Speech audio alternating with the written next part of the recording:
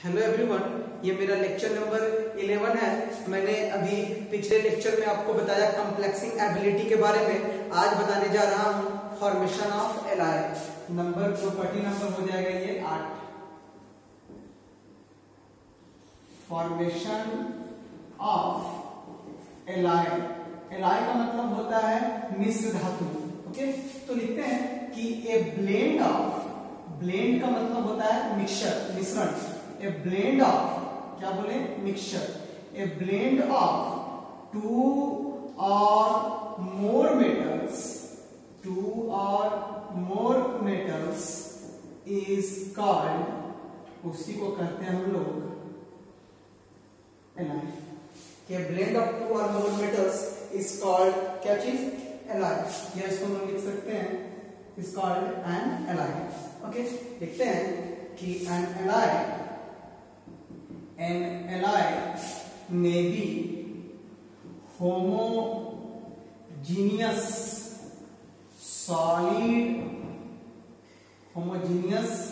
solid solution of, क्या लिखें कि a blend of two or more metals is called an alloy. An alloy may be homogeneous solid solution in which atom of one metal replace the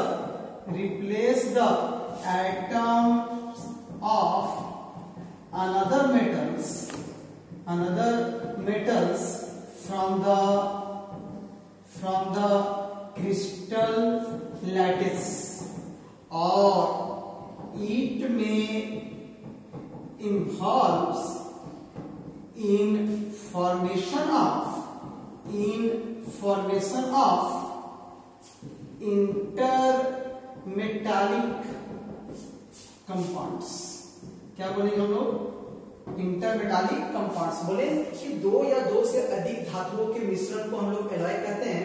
alloy जो होता है ये homogeneous solid solution होता है, जैसे समांगी मिश्रण होता है सॉलिड सॉल्यूशन का। जैसे एग्जांपल लेते हैं कॉपर प्लस जिंक, जिसको हम लोग कहते हैं ब्रास, कॉपर प्लस टीन, जिसको हम लोग कहते हैं ब्रॉन्ज। क्या बोले हम लोग कि copper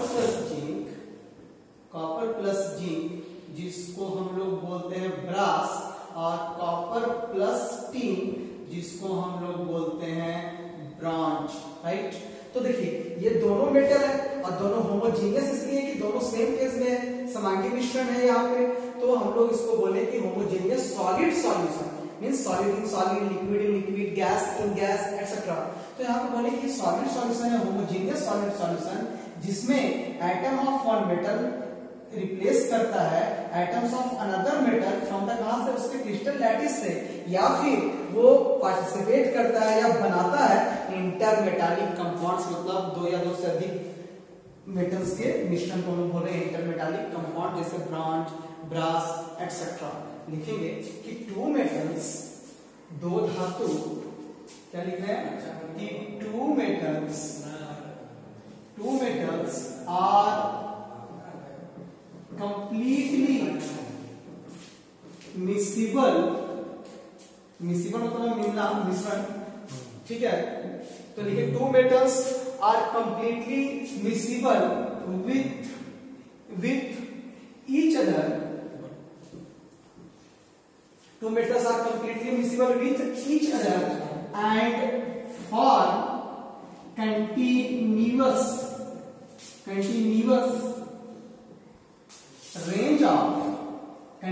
range of homogeneous solid, क्या चीज, सॉल्यूशन।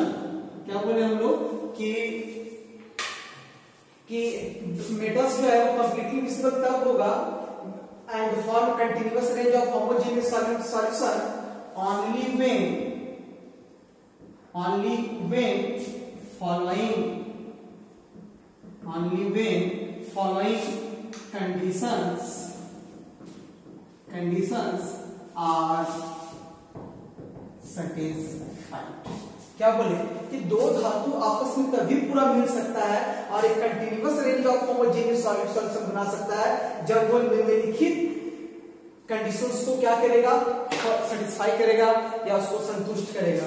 जैसे हम लोग देखें पहला कि दे हैव सेम क्रिस्टल स्ट्रक्चर, उनका क्रिस्टल स्ट्रक्चर सेम होना चाहिए। हम लोग बताया कि ट्रांजिशन मेटल्स जो होते हैं वो क्लोज पैक्ड स्ट्रक्चर बनाते हैं, जैसे में CCP cubic close packing, HCP hexagonal close packing, BCC body centred cubic cell, तो ये सब हम लोग बोलते हैं क्रिस्टल लैटिस या क्रिस्टल स्ट्रक्चर। तो they have same crystal structure. Second, they have same number of valence electrons, उनका वैलेंस इलेक्ट्रॉन का संख्या भी सेम होना चाहिए। तीसरा, देयर उनका atomic and ionic radii, their atomic and ionic radii should not differ, अंतर ज्यादा नहीं होना चाहिए, should not differ more than कितना परसेंट, 15%। इस उनके एटॉमिक एंड आयोनिक रेडियस के बीच में 15% से का ज्यादा अंतर नहीं होना चाहिए। जैसे हम लोग बात करें इस आधार पे, ऑन दिस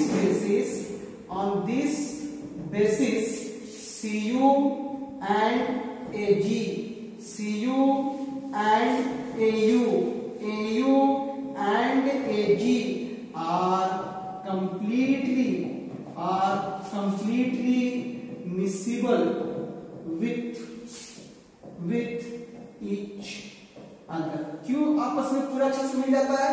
क्योंकि ये तीनों कंडीशंस को क्या करता है, सेटिस्फाई करता है, तो इसलिए ये आपस में क्या कर सकते हैं, पूरा मिल सकते हैं। अगर हम लोग इधर देखें,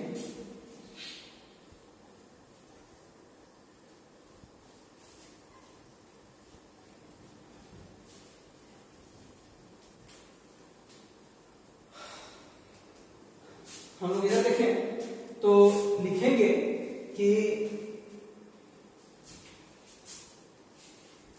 Cu and Zn are partially miscible with each other। क्यों, वो देख लीजिए आप, एक तरफ Cu ले लें और एक तरफ हम लोग Zn ले लें। Cu का वैलेंस इलेक्ट्रॉन 1, इसका वैलेंस इलेक्ट्रॉन 2। अगर रेडियस के बारे में बोले तो इसका 1.17 एंगस्ट्रॉम, इसका 1.25 एंगस्ट्रॉम। इसका सीसीपी स्ट्रक्चर होता है, इसकी भी क्लोज पैकिंग, इसका होता है हेक्सागोनल क्लोज पैकिंग। लिखेंगे कि if all the three conditions are not satisfied, then it forms limited range of homogeneous solid क्या चीज सॉल्यूशन। अगर if all the three conditions are not satisfied, अगर पूरे कंडीशनों को हम लोग नहीं सेटिस्फाई करें तो ये only limited range of, then it forms only limited range of homogeneous solid solution का क्या करेगा, फॉर्मेशन करेगा। अब हम लोग बात करते हैं इसका कैरेक्टरिस्टिक्स या फीचर्स ऑफ एलॉय की विशेषता।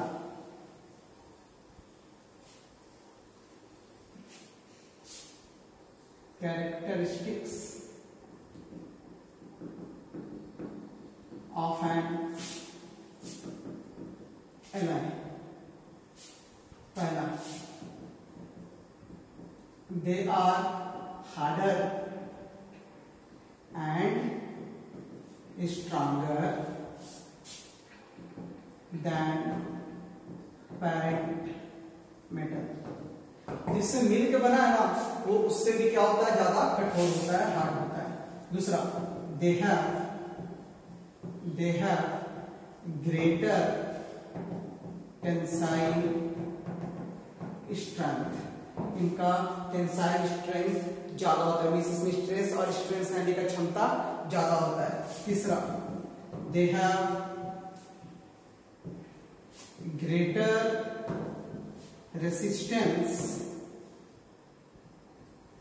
they have greater resistance to corrosion, means इसमें आसानी से जंग वगैरह भी नहीं लगता है, ठीक। एंड उसका हार्डनेस जो होता है वो पेरेंट मेटल एटम से क्या होता है, ज्यादा होता है। हम लोग नेक्स्ट देखेंगे इसके बाद formation of interstitial compounds, topic देने जा रहे हैं, नंबर हो जाएगा ये 8, फॉर्मेशन ऑफ इंटरस्टिशियल कंपाउंड्स। लिखते हैं कि ट्रांजिशन मेटल्स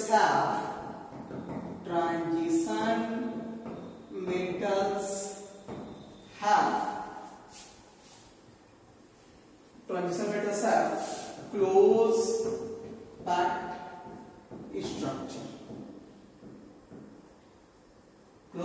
structure, जैसे हम लोग देखें such as CCP, HCP, DCC, etc.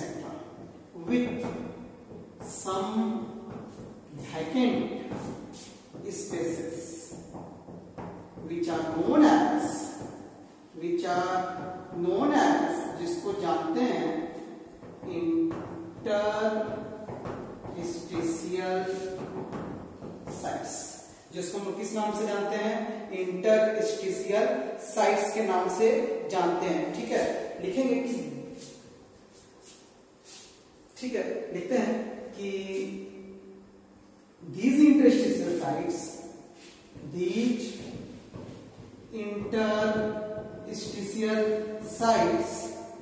can be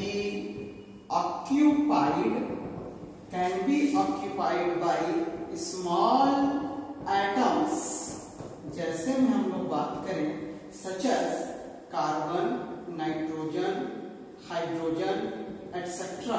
to form, क्या बनाएगा पता है, इंटरस्टिशियल कंपाउंड्स।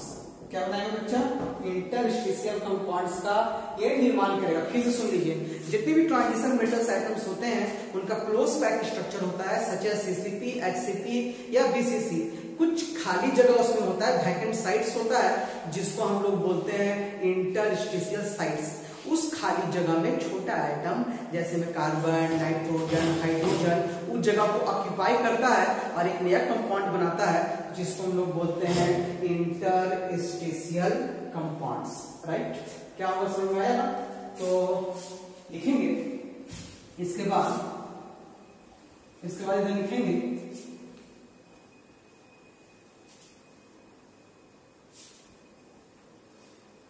इसमें लिखेंगे कि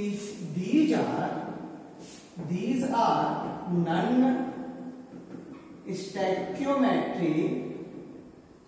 non-stoichiometry compounds whose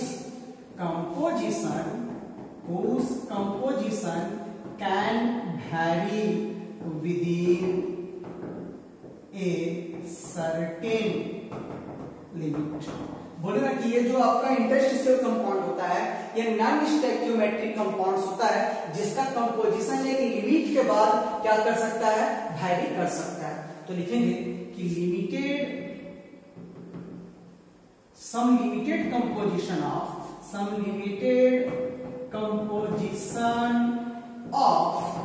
interstitial compounds, क्या लिखें कि some limited composition of interstitial compounds is given below।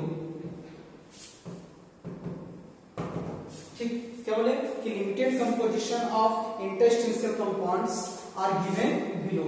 जैसे हम लोग देखें कुछ एग्जांपल देखें, जैसे में देखें हम लोग Fe3H MN4N, ओके, TiH जिसका 0.7 होता है, 1.7 होता है रेंज जिसका, PDH पैलिडियम हाइड्राइड जिसका जो रेंज होता है PDH पैलिडियम हाइड्राइड 0.7, ओके। और हम लोग देख सकते हैं एक्सेट्रा, और भी बहुत सारे एग्जांपल हैं जो इंटरस्टिशियल कंपाउंड्स के हैं। कौन कौन है इसमें? TiC, और भी देख लीजिए लोग, TiC, titanium carbide, Fe3H, Mn4n, TiH, PDH etcetera. अगर हम बात करें कि फीचर्स ऑफ किसका? Interstitial compounds. कुछ इसका फीचर्स के बारे में बात करें इंटरस्टिशियल कंपाउंड्स का। सबसे पहला, दे आर हार्डर या दे आर केमिकली इनर्ट या less reactive, they are chemically inert. दूसरा, they are harder, they are harder and stronger than parent atom, okay। क्या लिखे? they are chemically inert, they are harder and stronger than parent metal, they retain का मतलब कायम रखना, they retain their electrical conductivity पे इसका कोई खास असर नहीं होता है। कंडक्टिविटी, दे रिटेन देयर क्या? इलेक्ट्रिकल कंडक्टिविटी, ठीक। ये था, हम लोग आज देखें कि एलॉय, तो बताएं हम लोग कि एलॉय कहते हैं दो या दो से अधिक धातुओं के मिश्रण को हम लोग एलॉय कहते हैं। और एलॉय एक होमोजेनियस सॉलिड सॉल्यूशन है जिसमें atom of one metal replace कर देता है atom of another metal from the crystal lattice, और ये बनाता है इंटरमेटालिक कंपाउंड्स। दो धातु आपस में पूरी तरह से आपस में तभी मिक्सिबल होंगे, मिल सकते हैं तब कब? जब वो तीन कंडीशन को सेटिस्फाई करेंगे। सबसे पहला कंडीशन था कि उनका क्रिस्टल स्ट्रक्चर सेम होना चाहिए, दूसरा था कि उनका वैलेंस इलेक्ट्रॉन का संख्या सेम होना चाहिए, और तीसरा था उनके एटॉमिक एंड आयोनिक रेडियाई के बीच में ज्यादा का डिफरेंस नहीं होना चाहिए, ठीक है। और इस आधार पे, इस तीनों कंडीशंस के आधार पे Cu, Ag, Ag, Au, Cu, Au आपस में पूरी तरह से मिल जाते हैं क्योंकि ये तीनों कंडीशन को सेटिस्फाई करते हैं। लेकिन कॉपर और जिंक जो है वो आपस में अच्छी तरीका से मिल नहीं पाते हैं क्योंकि वो तीनों कंडीशन को सेटिस्फाई नहीं करते हैं। अगर तीनों कंडीशन को सेटिस्फाई नहीं करेगा तो एक limited range of homogeneous solid solution का निर्माण करेगा। जैसे मैंने बताया भी कि Cu और Zn का, कि Cu का वैलेंस इलेक्ट्रॉन 1, Zn का 2, वेरी कर गया। एटॉमिक रेडियस Cu का 1.17, Zn का 1.25, उसका स्ट्रक्चर CCP होता है, इसका स्ट्रक्चर SCP होता है। तो सिर्फ एक ही कंडीशन सेटिस्फाई किया, तीनों कंडीशन सेटिस्फाई नहीं किया, तो हम लोग बोलते हैं कि एक limited range of homogeneous solid solution का ये क्या करता है? निर्माण करता है। अब हम इसके बारे में बात किए कि कैरेक्टरिस्टिक्स ऑफ एलॉय। तो बोले एलॉय जो होता है वो अपने पैरेंट मेटल एटम से जिसे मिल के बना है उससे ज्यादा कठोर होता है और ये हार्ड भी होता है और मजबूत भी होता है, राइट। दूसरा बोले कि ये जो है इनका टेंसाइल स्ट्रेंथ ज्यादा होता है, मींस इनमें स्ट्रेस और स्ट्रेन सहने का क्षमता ज्यादा होता है। तीसरा मैंने बोला कि ये अपना कोरोजन के प्रति ज्यादा रेसिस्टेंस शो करते हैं, आसानी से इसमें जंग नहीं लगता है।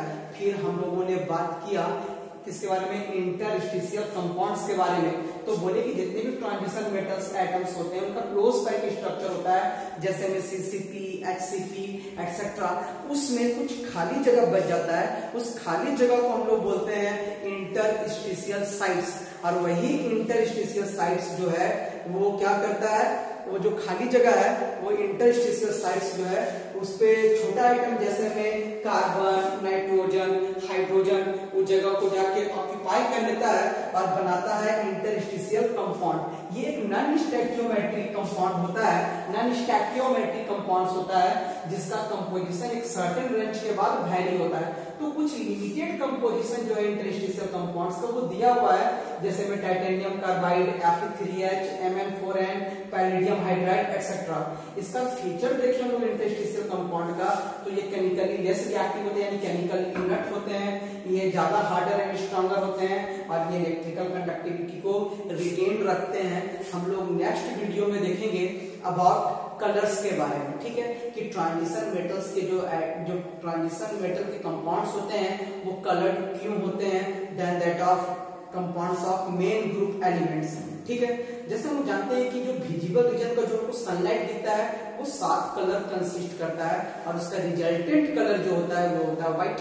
अगर किसी सबस्टेंस पे वो लाइट गिरता है, व्हाइट लाइट या वो 7 कलर्स, तो क्या क्या हैपनिंग होता है ये हम लोग कल के वीडियो में देखेंगे। Thank you.